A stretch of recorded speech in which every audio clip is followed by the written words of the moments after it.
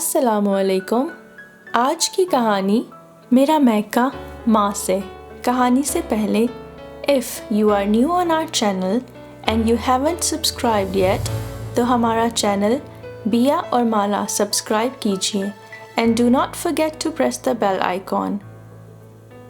اوئے پگلے ادھر آؤ، عافیہ نے منم عرف نومی کو کھینچ کر اپنے قریب کیا اور گرم بلکہ گرما گرم جیکٹ پہنانے لگی۔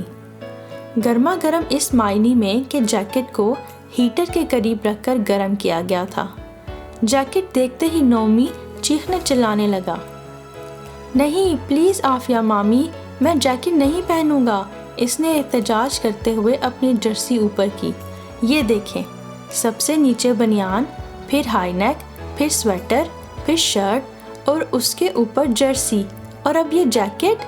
وہ صحیح معنوں میں احتجاج کر رہا تھا۔ عافیہ مامی میرا دم گھٹ جائے گا پلیز۔ اس کے چیخنے چلانے کے دوران کنٹوپ بھی پہنا دیا گیا تھا، اس کے کان، گردن اور سر کو ڈھانپنے والا ٹوپا۔ کنٹوپ پہنتے ہی اسے چپ لگ گئی۔ وہ قد آدم آئینے کے سامنے جا کھڑا ہوا۔ بہت دیر تک وہ سکتے کسی کیفیت میں رہا، پھر آہستہ سے بڑبڑایا، یہ میں ہوں؟ جیسے برفانی ریچھ یا بھالو۔ عافیہ مامی ہنس پڑی۔ نومی نے بالکل صحیح تجزیہ کیا تھا۔ اس کے جسم کا کوئی حصہ ایسا نہیں تھا جسے دو مرتبہ ڈھانپ نہ دیا گیا ہو۔ چند لمحوں کے بعد پھر وہ اپنی پرانی ٹون میں واپس آ گیا۔ عافیہ مامی، ٹرین میں بیٹھ کر پتہ ہے کیا ہوگا؟ کیا ہوگا؟ عافیہ مامی نے پوچھا۔ جہلم سے نکلتے ہی میں یہ جیکٹ اتار دوں گا، گجرانوالہ پہنچ کر کنٹوپ اتار دوں گا، اس کے بعد خانے وال پہنچ کر جرسی، پھر صادقآباد پہنچ کر سویٹر بھی اتار دوں گا۔ جب حیدرآباد آئے گا تو ٹائٹس، موزے سب اترے ہوئے ہوں گے۔ میں خالی شلوار قمیض میں کسی شریف انسان کی اولاد نظر آ رہا ہوں گا، اور میرا اترا ہوا پہناوا ٹرین کے فرش پر لنڈا کے ڈھیر کی شکل اختیار کر چکا ہوگا۔ وہ خود ہی اپنی بات کا مزہ لے رہا تھا۔ خبردار جو ایسے کیا، عافیہ مامی نے آنکھیں دکھائیں۔ ہر سال وہاں سے 2 کپڑے پہن کر چلے آتے ہو، اور ہر سال ہمیں تمہارے لیے گرم کپڑے خریدنا پڑتے ہیں۔ اب آرام سے اتار کر تہ لگا کر رکھتے جانا، اور کراچی پہنچ کر بیگ میں رکھ دینا۔ اگلی دفعہ جب دسمبر کی چھٹیوں میں آؤ گے تو یہ بیگ ساتھ لے آنا۔ یہ گلوز امریکہ سے گلو بھائی نے بھجوائے ہیں۔ تمہیں کیا پتا ان کی قیمت پاکستانی کرنسی میں کتنی بنتی ہے؟ آرام سے اتار کر بیگ میں ڈال دینا، ورنہ گم ہو جائیں گے۔ عافیہ مامی نے تنقیدی نظروں سے نومی کا جائزہ لیا۔ ہر لحاظ سے وہ سردی پروف ہو چکا تھا۔ عافیہ مامی کی ڈیوٹی ختم ہو چکی تھی۔ اصل میں ان کی اکلوتی نند ماریا ہر سال گرمیوں کی چھٹیوں میں اسلام آباد میکے آتی تھی، اور سب کی دوڑیں لگ جاتی تھیں۔ 5 بھائیوں کی اکلوتی بہن ماریا سال میں 1 دفعہ ہی تو آ سکتی تھی۔ خوب خاطر مدارات ہوتی، بالعموم مری سوات تک کا چکر بھی لگ جاتا۔ پنڈی باڑے سے خوب خریداری ہوتی، واپس جاتی تو ہر 2 مہینوں میں لدی پھندی ہوتی۔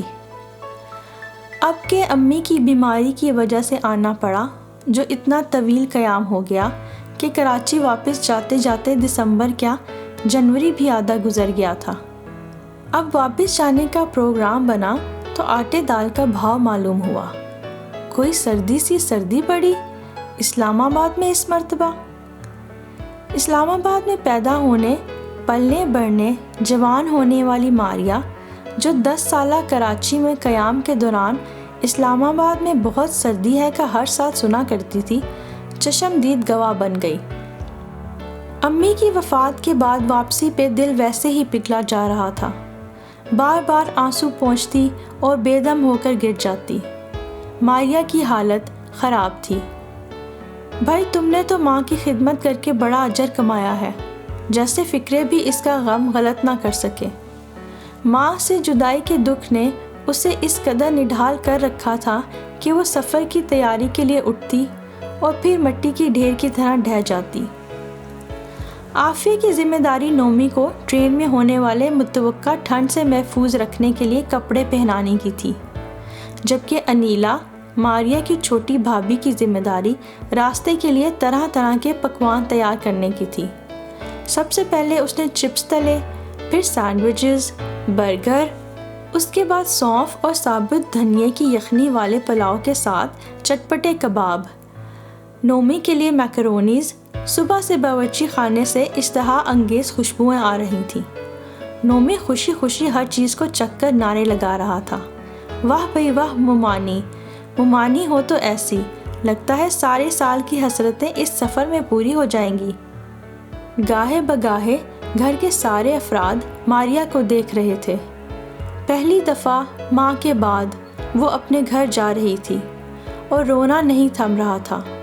ماریا کی بڑی بھابھی سمن نے نومی کا اور ماریا کا تمام سامان پیک کرنے کی ذمہ داری لے رکھی تھی، جو اس نے بہت اچھے طریقے سے نبھا دی تھی۔ گھر کے کونے خدروں میں 4 ماہ سے بکھرا سامان اکٹھا کر کے پیک کر چکی تھی۔ بالآخر رخصت کا وقت آ گیا۔ سب نے گلی کی نکڑ تک ہاتھ ہلا ہلا کر الوداع کہا۔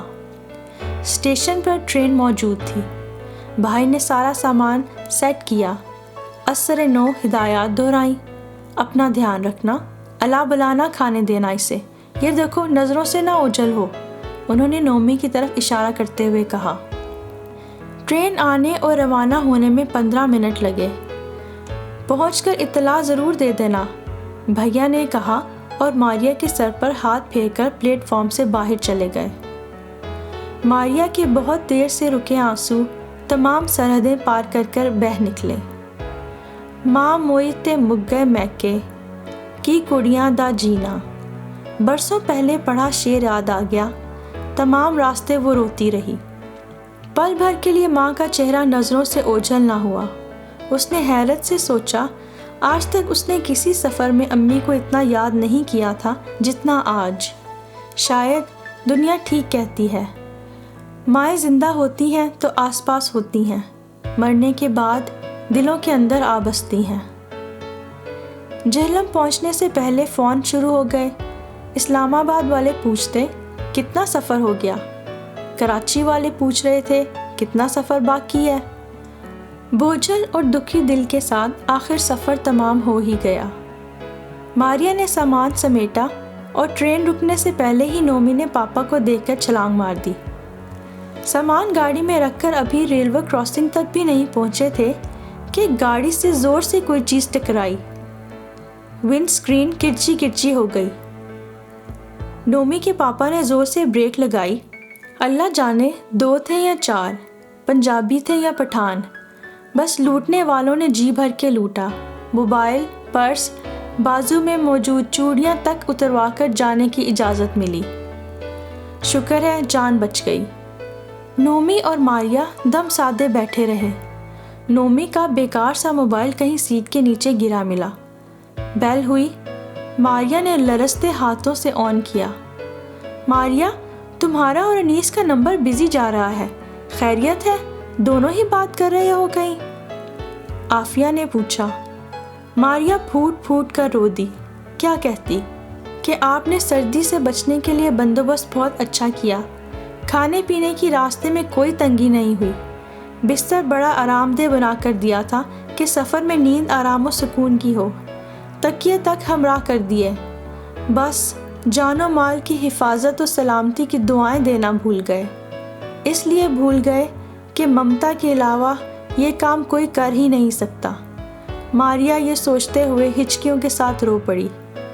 ماں تھی تو سفر پر روانہ کرتے ہی صدقہ دے دیتی تھی، حفاظت کے لیے دعاؤں کا حصار باندھتے نہیں تھکتی تھی، لیکن اگر باقی لوگ بھی یہی کام بغیر یاد دلائے کرنے لگ جائیں تو ماں کو کون روئے گا اور کون یاد کرے گا؟